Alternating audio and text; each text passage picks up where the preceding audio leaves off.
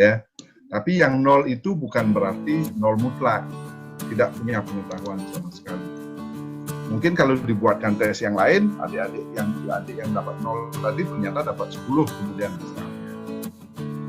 Atau malah terbalik, bisa terjadi yang dapat 0 malah dia dapat tinggi gitu. Ini penelitian saya kemarin, ini Pak Budi yang membantu tes lewat Google Form. Google Form ya. Saya lihat ada keanehan di sini. Adik-adik memberi data tes tentang hakikat Pancasila, ya. Ada adik-adik yang dapat skor tes 76 itu, penerimaannya terhadap Pancasila sebagai dasar negara malah rendah. Saya jadi bingung menerjemahkan hasil penelitian ini. Yang dapat skor tes cuma 10 dalam skala 100, malah penerimaannya terhadap dasar negara skornya tinggi 90 gitu. Ya. Ini masih membingungkan saya. Mudah-mudahan nanti bisa saya jelaskan. Nah, itu satu contoh ya, data itu bersifat ordinal. Jadi yang 90 itu bukan berarti 2 kali lebih baik dari yang 45 atau 3 kali lebih baik dari yang dapat skor. Tidak bisa dilakukan. Kita hanya bisa mengurut, misalnya hasil kuesioner, kejuaraan itu misalnya, ranking di kelas, ya, ranking siswa di kelas itu adalah bentuk-bentuk data ordinal, ya. Bisa dipahami adik-adik? Baik. Kalau berikutnya adalah data interval. Data interval adalah data numerik yang punya 3 karakter. Ya. 1 sama dengan nominal, itu punya fungsi berbeda atau simbol. Yang kedua punya karakter perbandingan relatif. Ya. Yang ketiga itu punya jarak pengukuran yang sama. Ya, jarak pengukuran yang sama. Contoh yang paling gampang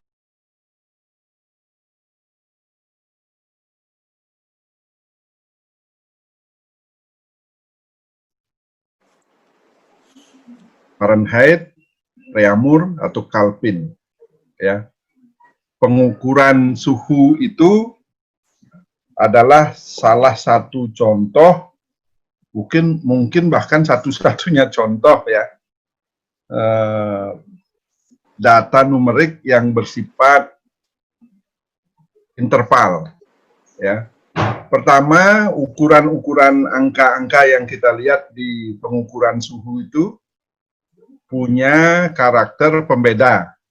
10 derajat tentu berbeda dengan 9 derajat Celcius misalnya. 32 derajat Fahrenheit berbeda dengan suhu 33 derajat Fahrenheit misalnya. Itu fungsi pembeda, ya. Yang kedua, fungsi perbandingan relatif. 10 derajat Celcius tentu lebih tinggi suhunya daripada yang 5 derajat Celcius. Ya, yang 20 derajat Celcius lebih tinggi suhunya daripada yang 10 derajat Celcius. Ya, jadi punya fungsi perbandingan relatif. Di samping itu punya fungsi atau karakter yang ketiga, punya pengukuran jarak yang sama. Ya. Jarak dari 5 derajat Celcius ke 10 derajat Celcius itu sama dengan jarak dari 10 derajat Celcius ke 15 derajat Celcius.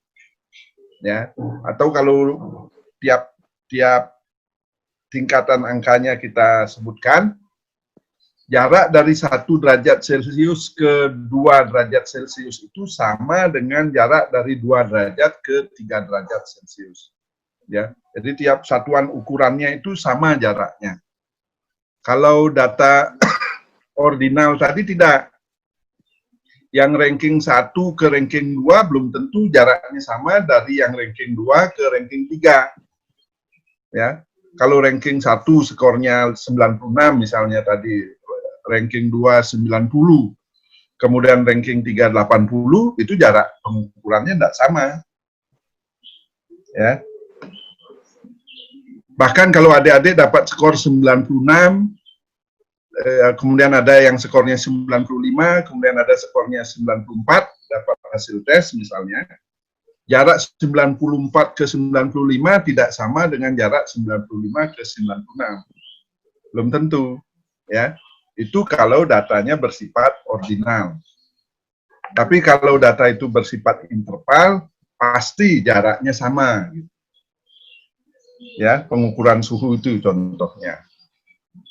Tetapi kita tidak bisa mengatakan bahwa 20 derajat Celcius itu 2 kali 10 derajat Celcius. Ya, itu tidak dimiliki sifat seperti itu, karakter seperti itu. Ya. Jarak dari 10 derajat Celcius ke 20 derajat Celcius itu bisa sama dengan jarak dari 20 ke 30. Tapi kita tidak bisa mengatakan bahwa yang 30 derajat Celcius itu 2 kali dari yang 15 derajat Celcius. Yang 10 derajat Celcius 2 kali lebih panas dari yang 5 derajat Celcius. Tidak bisa. Ya. Jarak pengukurannya memang sama. Tapi kita tidak bisa membandingkan secara kuantitatif. Ya. Membandingkan secara kualitatif bisa, tetapi membandingkan secara kuantitatif tidak bisa. Ya, itu data interval, adik-adik. Ya, hasil tes bisa mempunyai peluang berskala interval, adik-adik. Ya, dalam dunia pendidikan, hasil tes itu bisa mempunyai peluang datanya bersifat interval. Ya, kebanyakan bersifat ordinal. Tetapi dalam kondisi tertentu, dalam asumsi tertentu bisa bersifat interval. Kalau tes yang digunakan setiap itemnya punya tingkat kesulitan yang sama. Tapi bisa punya peluang bersifat interval kalau syaratnya kita menggunakan item-item atau butir soal yang punya tingkat kesulitan yang relatif sama. Ya. Misalnya kita buat soal nomor 1, tingkat kesulitannya relatif sama dengan yang nomor 2, sama dengan yang nomor 3. Nah, data yang kita peroleh dari tes seperti itu bisa berkarakter interval. Ya. Tapi sulit menyusun soal seperti itu, adik-adik. Ya, kita harus punya bank soal yang banyak, kita uji cobakan, nanti kita analisis setiap butir soalnya. Kalau setiap butir soal itu ada yang memiliki tingkat kesulitan yang sama, nah itu saja yang kita ambil, baru data yang kita peroleh nanti bisa berkarakter interval. Kalau tidak, datanya ordinal. Ya. Jadi contoh satu-satunya yang bisa kita gunakan untuk data interval itu adalah pengukuran suhu. Boleh Celcius, boleh Kelvin, boleh Reaumur, bisa Fahrenheit. Ya, itu semua menggunakan data interval. Ya. Kemudian yang terakhir adalah data rasio. Ini contohnya banyak. Ya. Data rasio adalah data yang memiliki 4 karakter. Ya. 1 punya karakter simbolik. Kedua punya karakter perbandingan secara relatif. Yang ketiga punya pengukuran jarak yang sama. Yang keempat punya perbandingan secara kuantitatif, karena itu disebut rasio. Rasio itu kan artinya perbandingan kuantitatif. Contohnya, data tinggi badan kita dihitung dalam sentimeter misalnya. Ya, jadi kalau kita melakukan pengukuran tinggi badan menggunakan ukuran sentimeter, itu data yang kita peroleh setiap orang yang kita ukur, tinggi badan setiap orang yang kita ukur, datanya adalah interval, rasio ya, data berat badan, data jumlah uang yang adik-adik miliki, misalnya, atau data tingkat pendapatan, ya, data tentang sarana belajar, misalnya. Contohnya jumlah sarana belajar yang dimiliki setiap siswa, ya, itu bisa bersifat data rasio.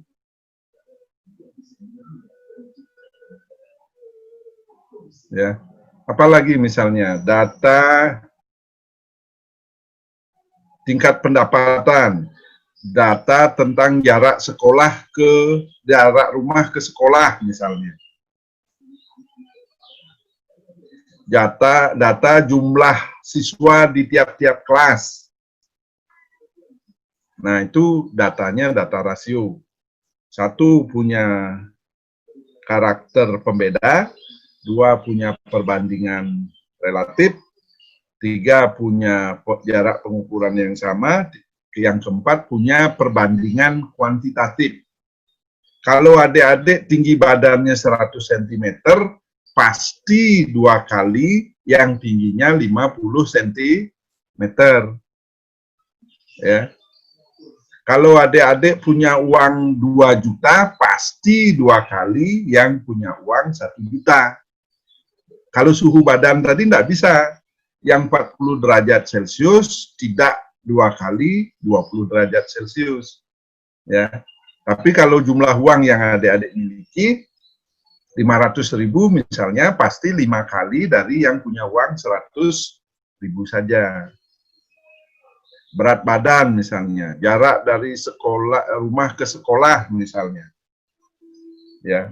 Jumlah penduduk misalnya, jumlah penduduk tiap kecamatan. Itu datanya adalah data rasio. Ya. Jadi kalau kita punya data numerik punya 4 sifat itu, maka data itu punya makna yang berbeda. Contoh begini, rumah saya adalah nomor 100. Putri saya ranking 100 di sekolahnya waktu SMP. Ya, istri saya membuatkan saya teh dengan suhu air 100 derajat Celcius. Saya memberikan uang saku 100 rupiah ke cucu saya. Apakah makna 100 memiliki makna angka yang sama?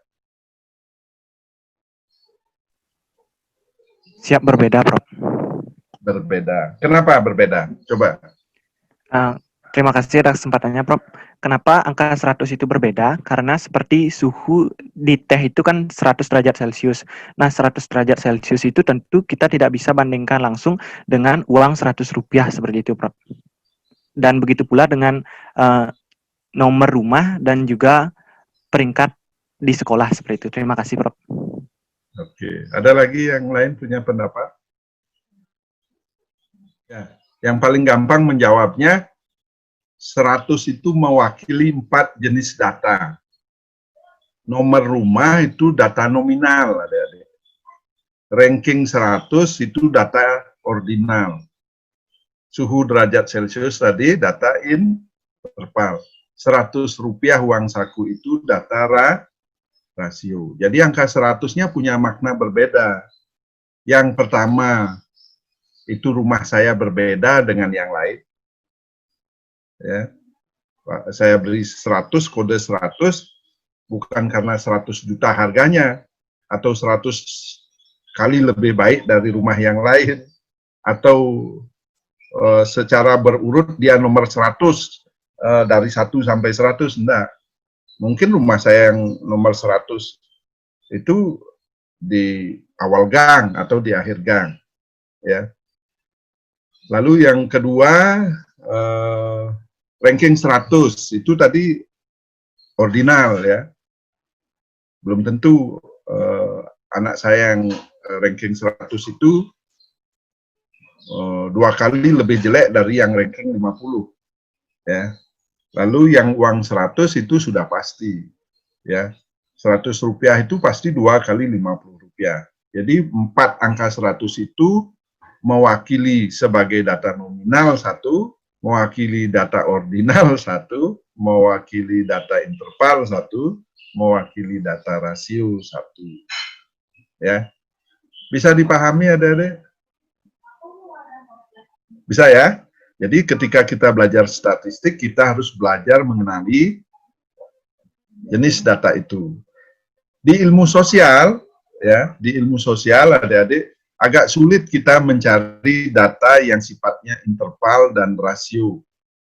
Ya, di bidang ilmu kita, ilmu sosial pada umumnya, apalagi PKN, itu sulit sekali mencari data yang bersifat interval dan rasio. Kebanyakan kita nanti menggunakan data nominal dan ordinal. Walaupun kita bisa mengembangkan asumsi-asumsi yang kalau kita kembang baik, kita bisa punya data yang bersifat interval. Tapi sangat sulit mencari data-data yang sifatnya rasio, kecuali di bidang ekonomi ya, adik-adik. Ya, tingkat pendapatan, tingkat kekayaan, ya, itu mungkin bisa kita hitung data rasio. Ya, nah, bagaimana kita mendapatkan data-data yang bersifat nominal, ordinal, interval, rasio? Itu nanti kita pelajari dalam mata kuliah evaluasi pendidikan.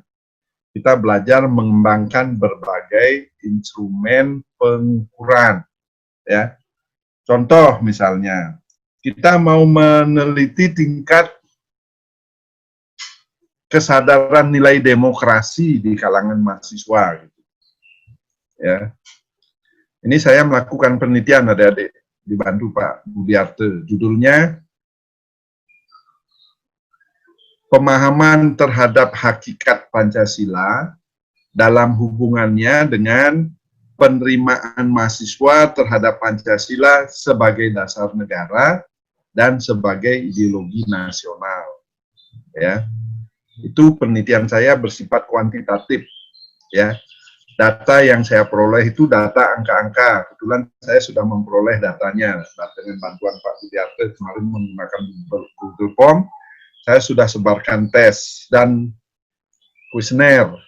Ada tes tentang pemahaman terhadap hakikat Pancasila, lalu ada kuesioner atau inventory nilai tentang penerimaan mahasiswa terhadap Pancasila sebagai dasar negara, 1, dan penerimaan mahasiswa terhadap Pancasila sebagai ideologi nasional.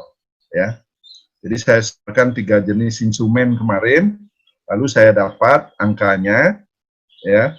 Kemudian saya standarisasi data yang saya peroleh dalam bentuk skala 100.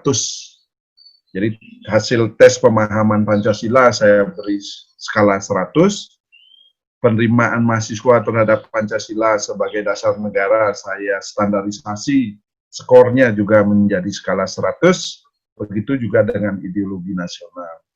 Ya. Semua data saya bersifat ordinal. Ya. Bahkan yang pemahaman terhadap Pancasila saya jadikan data nominal, adik-adik. Ya, dengan membagi menjadi 2. Yang nilai 50 ke bawah saya beri kode 0, yang dapat 50 ke atas saya beri kode 1. Ternyata pemahaman mahasiswa Fakultas Hukum terhadap hakikat Pancasila masih tergolong rendah. Ya, tapi penerimaannya terhadap Pancasila sebagai dasar negara dan sebagai ideologi nasional sangat tinggi. Makanya ini saya heran, kenapa kok pemahamannya rendah, tapi penerimaannya tinggi. Saya semula berpikir yang pemahamannya rendah, penerimaannya terhadap Pancasila rendah. Ya. Tapi kenyataannya tidak seperti itu, ya. Ya. Nah, itu satu contoh. Itu saya analisis dengan MANOPA, adik-adik.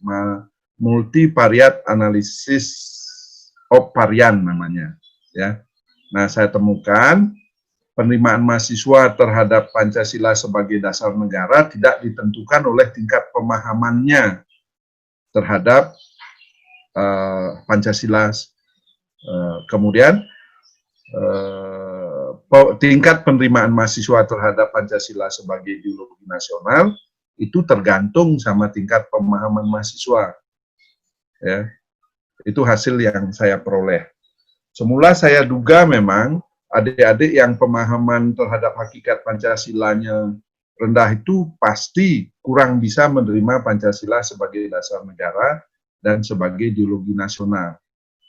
Ternyata untuk penerimaan mahasiswa terhadap Pancasila sebagai dasar negara tidak gantung ke tingkat pemahaman.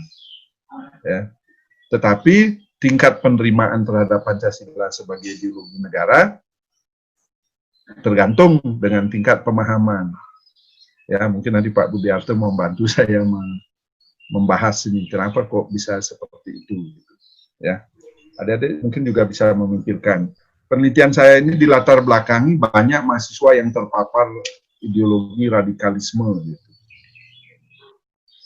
Nah, kalau kita mendapatkan data tentang tingkat kedermawanan sosial dari tingkat seringnya siswa memberikan sumbangan sosial dan tingkat banyaknya siswa memberikan sumbangan, data yang akan kita peroleh itu dalam bentuk jenis data berkarakter apa? Ayo, coba siapa yang bisa menjawab?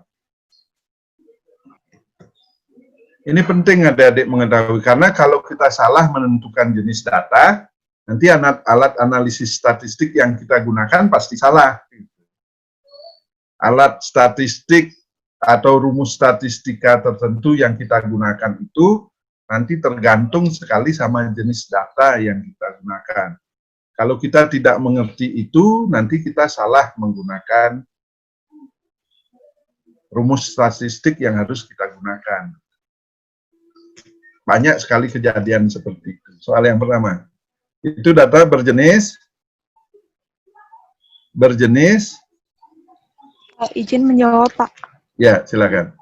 Ya. Di soal yang Bapak kasih, itu menurut saya termasuk data berjenis ordinal. Ordinal. Pasti itu adik-adik. Ya, pasti. Adik-adik katakan nominal, pasti. Adik-adik katakan interval, pasti. Tapi data itu bisa berkarakter rasio. Kalau kita mengukur kedermawanan dari sering, yang 6 kali kan pasti 2 kali lebih dari yang 3 kali gitu. Bisa kita hitung rasio kuantitatifnya. Yang menyumbang 1 juta pasti 2 kali lebih baik, lebih banyak dari yang 500.000 gitu. Ya, itu sudah data rasio. Kalau adik-adik sebutkan interval, ordinal atau nominal, pasti itu karena dia sudah punya 4 ciri. Ya, jadi kalau kita katakan yang lebih rendah, benar, tapi tidak benar sekali.